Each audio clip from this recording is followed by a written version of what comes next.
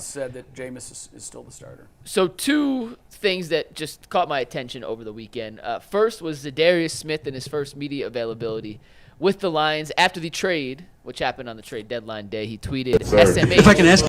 And he was asked about what that tweet meant. And if you want to play it here, we can hear from Za'Darius Smith. SMH. If I can ask you, caused quite a little bit of a stir Tuesday with the SMH tweets. What was that about? Everything okay?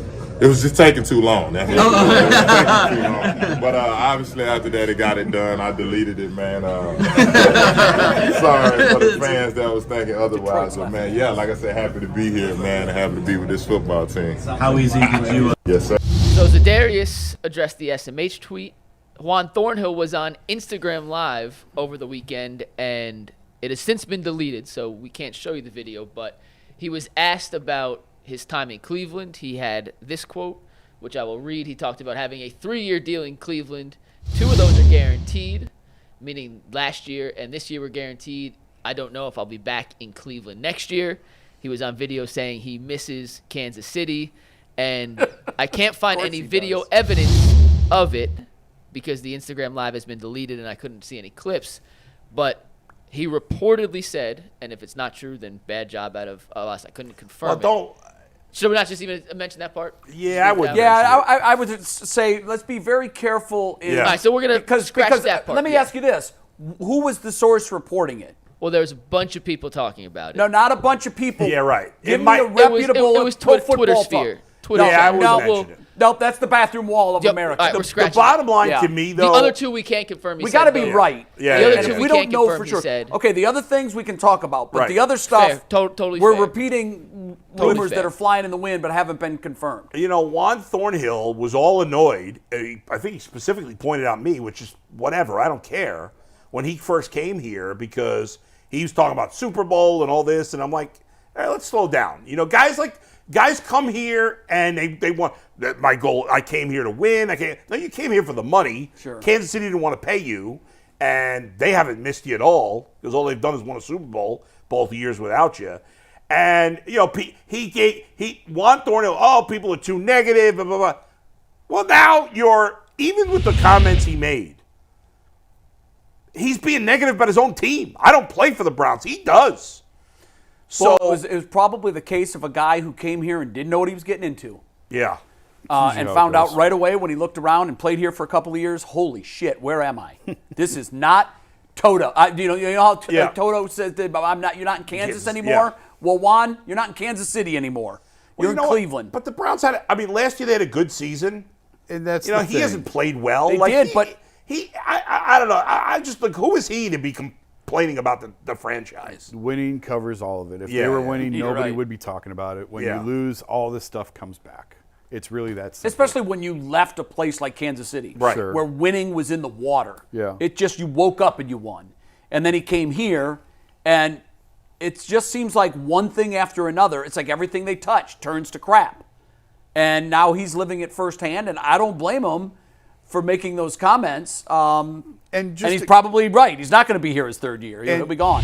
Mike showed us the video of the Kansas City. Like when he says he misses Kansas City, I just want to be clear. Someone had said, "We miss you in Kansas City." He said, "Yeah, I miss you too." Like, it's a normal thing that players say. Sure, that's fine. It's just like, I just don't want that to it needs context. So the bottom line, though, is there are players who come to the Browns. It's like every player here stinks. They have some good players. He's not one of them. No, but Za'Darius Smith is a guy like what jumped out at me at that clip was Detroit's laughing at us now. Detroit. Yeah. Well, Detroit's a good franchise now. Sure. And that means you can turn it around. After 50 years, they finally figured it out and found the magic key. Hey. But we haven't. And he's sitting there going, why did you tweet SMH? Because it took so long. Yeah. You're funny, Za'Darius. Cleveland sucked that bad, you couldn't wait to get out. In a couple hours. And we're the laughing stock of the league. Again. And here we go. It wasn't that long ago where we were in that same spot. Yeah. Right. And every time we think we've figured something out, we're wrong. We didn't. Yeah. And by the way, Detroit, interestingly, what's her name? The owner now.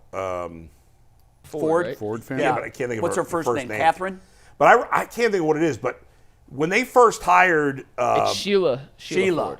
Yeah, when they first hired... I can't think of the coach's name Dan now. Campbell. Dan Campbell. when they first hired Dan Campbell, remember they got off to a terrible start with him. They were awful. People, didn't he lose like his first 11 or something? Yeah, at least. Started with a terrible. And through the middle of his second season, and people were like, he should be fired. This guy's, all his antics looked bad when they were losing. Now it's like, he's awesome.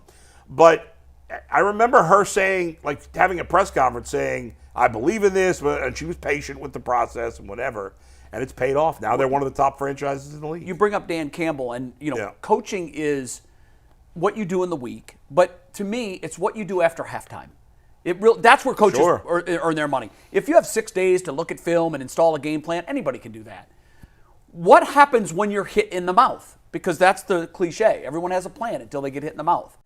Detroit got hit squarely in the mouth in the first half last night. Knocked back on their feet. Everything they did on offense. Jared Goff threw 5 picks. Yep. He looked awful.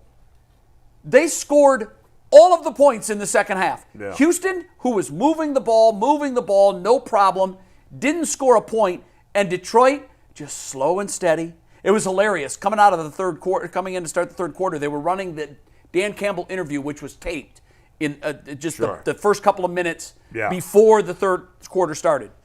And he's telling Melissa Stark, well, it's simple. Our defense they've got to take the ball away. We're going to need to get a couple of turnovers, and then we're going to just slow and steady wins the race. And as they're running that, they get an interception. And I'm like, this guy is, boy, do I wish we had him in Cleveland. It's the first time in NFL history a team has thrown 5 interceptions. Yeah, I saw that. Been down by 15 points in the second half and won a game. Yeah, I can't believe you're only down 15 throwing 5 interceptions. Sam Darnold threw 3 picks yesterday, and they won too. I mean, he didn't score any touchdowns, but 5 picks, that's crazy. You can't win. You can't win when you do that. What was the stat you had, Mike, before the show? Did you double check this stat, Mike? Because it seems unreal. I'll double check it by the end, but it was tweeted out by a reputable source, so I'll what double was the stat? check it. Let me double check it to Okay. make sure, but it's about Jared Goff and something he did yesterday, which is Jared Goff. Is crazy. The guy's played great until yesterday. He didn't have a good now, game. Now, one of the picks was a Hail Mary, and they spent a little bit of time during the broadcast where Chris Collinsworth said, "I'm sorry, those should not count against you." I agree with that. It is what it is. I do too. It's going to. But it counts. Another one got batted a couple of times in the air and landed in a defensive lineman's arms. Okay. But the other 3 were just bad picks. They were bad throws, bad decisions. And to overcome that, what it speaks to, I think, is how galvanized the team is. You play complementary football. The offense gives it away. All right, the defense is going to force a 3 and out. And that's what they did after every single turnover. They didn't turn those turnovers into points. What's amazing is they lose their best defensive player. I don't think they've lost since he got hurt. No, the only loss was to Baker in week 2. Yeah. And Houston was playing without their best defensive player. Yeah. So I just looked at it. So on StatMuse, which is a reputable site, right? Oh, yeah. If it's there, it's right. So according to StatMuse, Jared Goff is now 7-0 when throwing 4 or more interceptions in a game. That's mind-blowing. How is that possible? It tells you he's able to dig himself out of the hole he creates. That's wild. Or his team is. His team's able to dig him out of the hole. Yeah. But I mean, he's been on different teams. But he's the guy. You got to have a short memory. Yeah. You've got to. And he did, man. When that 5th pick, I'm like, what are you doing making that throw? What told you could possibly complete that throw? But he just kept going out there and slinging it. Yeah. They looked really good. I don't know if we had to pick a defense. You got your Bengals. And you're dead inside. So I'm probably asking the wrong 2 people. It's a 1 of 1 for you, Jay. I'm with you. I'm rooting for the Lions. For me, I decided, because I also like C.J. Stroud, and I was literally watching that game, and I said, I think this game is going to decide where my loyalty goes the rest of the year. Yeah. And I want C.J. Stroud because of the Buckeye connection, and he's just such a lovable guy. Yeah. I just love this guy. But the more the game is going on, and the more I watch how Dan Campbell coaches, and how that team plays, I switched, and by the end of the game, I'm like, I'm gonna stick my tent flag, my tent pole in Detroit for a while, and root for them now. If not the Bengals, I would definitely root for either Detroit or Houston. I like both of those. Like, I don't want the Chiefs to win a Super Bowl again. I'm done with boring. them. I don't want the Niners. I hate the Niners, even though I don't hate I like the Bills too. I like Buffalo. They've been through a lot. It's funny you brought that That's up. I was true. thinking this morning. So the 3 teams that are in the closest proximity to Cleveland are 1 loss and 2 loss teams: Buffalo, Pittsburgh, and Detroit. Yeah. They're all closer than Cincinnati. Yeah. Yeah, Cincinnati's like 5. It's just a little. But further, they're all within 3 hours of us, and all of them are Detroit has 1 loss, Pittsburgh and Buffalo have 2 losses. Yeah.